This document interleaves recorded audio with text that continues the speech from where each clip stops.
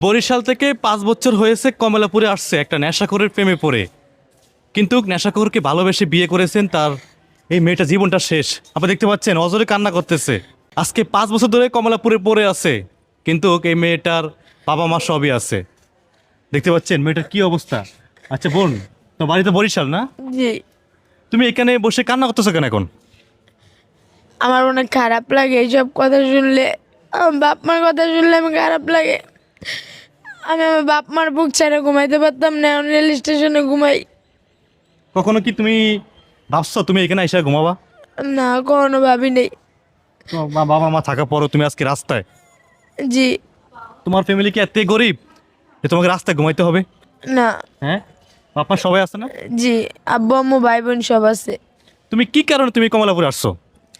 রবিন নামে একটা ছেলের কারণে আইছি। সেই ছেলে তোমাকে কি বলছিল? ওই